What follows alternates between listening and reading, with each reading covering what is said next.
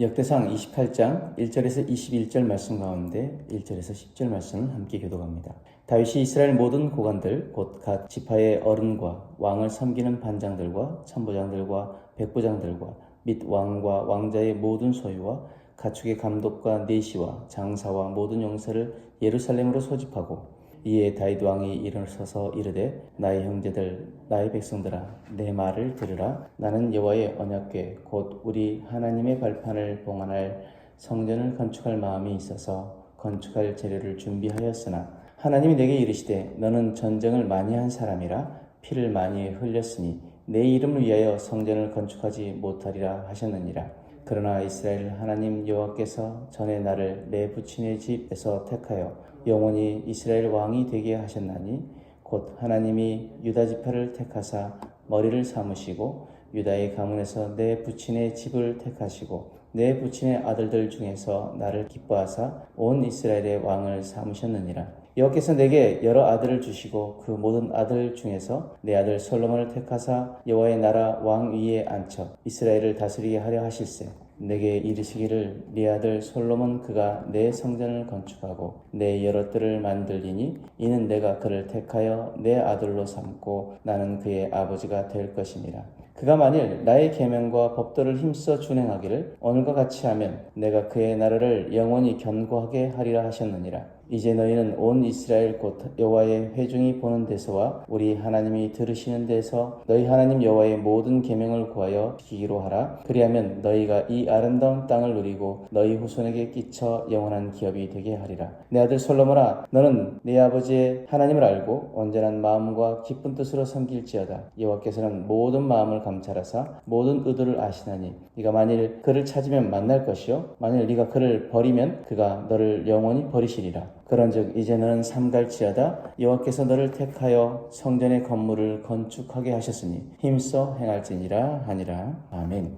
오늘 본문은 다윗이 성전을 건축을 자신의 손이 아닌 아들 솔로몬과 백성에게 맡기는 장면입니다. 다윗은 자신의 일생 동안 이스라엘 왕으로 수많은 업적을 남겼고 누구보다 성전을 건축하고 싶어 했습니다. 그러나 하나님께서는 그가 아닌 솔로몬을 통해 성전을 세우게 하십니다. 여기서 우리는 중요한 한 가지 사실을 배울 수 있습니다.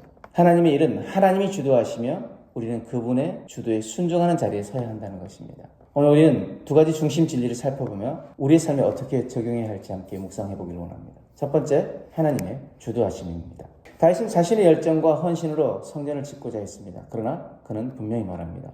2절과 3절 말씀에 나는 여호와의 언약궤 곧 우리 하나님의 발판을 봉헌할 성전을 건축할 마음이 있어서 건축할 재료를 준비하였으나 하나님 내게 이르시되 너는 전쟁을 많이 한 사람이라 피를 많이 흘렸으니 내 이름을 위하여 성전을 건축하지 못하리라.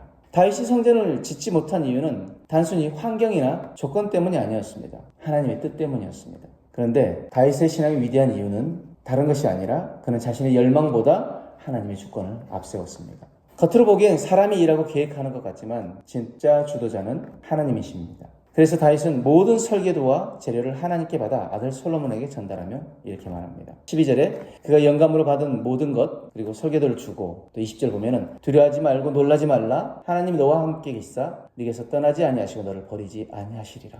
하나님 주도하시는 일에는 두려움이 필요 없습니다. 왜냐하면 그 일을 하나님 자신이 책임지시기 때문입니다. 우리가 오늘날 교회를 세워가고 하나님의 사역을 감당할 때 반드시 기억해야 할 진리는 이것입니다. 내가 하는 것이 아니라 하나님이 하시는 것입니다. 내가 이루는 것이 아니라 하나님이 이루시는 것입니다. 하나님이 주도하심을 인정하는 사람은 자신의 뜻을 내려놓고 하나님 뜻에 귀 기울입니다. 하나님께서 허락하시면 하고 막으시면 멈추는 사람이 복된 사람입니다. 두 번째, 백성의 순종입니다.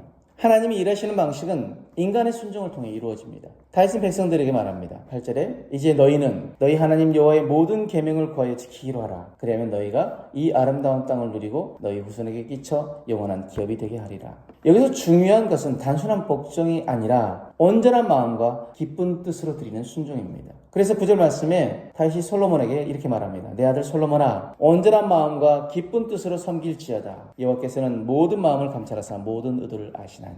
하나님은 사람의 마음의 중심을 보십니다. 그렇게 순종은 억지로 하는 것이 아니라 기꺼이 사랑으로 드리는 헌신입니다. 오늘 우리도 마찬가지입니다. 교회에서, 가정에서, 직장과 사회에서 하나님 주신 자리를 감당하는 데 필요한 것은 기술이나 재능보다 순종하는 마음입니다.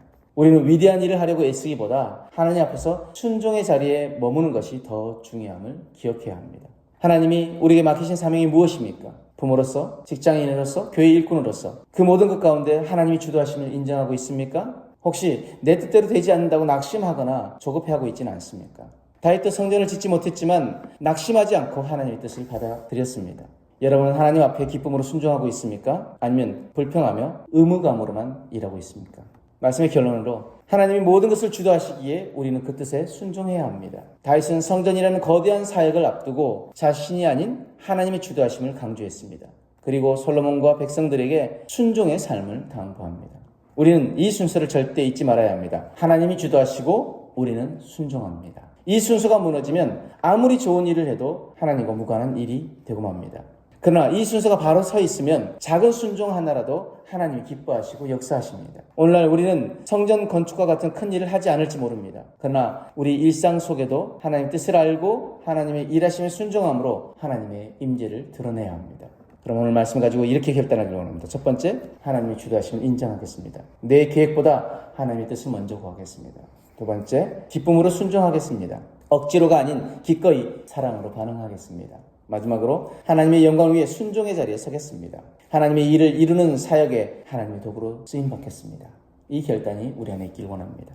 하나님은 오늘도 자신의 뜻을 이루시기 위해 우리를 부르시고 사용하십니다. 그러나 그분이 사용하시는 사람은 유능한 사람이 아니라 순종하는 사람입니다. 우리는 그분의 일의 주도자가 아니라 순종자로 부름받았습니다. 오늘도 하나님 뜻 앞에 우리의 마음을 내려놓고 우리 모든 교만을 꺾고 기쁨으로 순종함으로써 하나님이 일하시는 삶의 현장이 되어지길 주님으로 축복합니다. 아멘.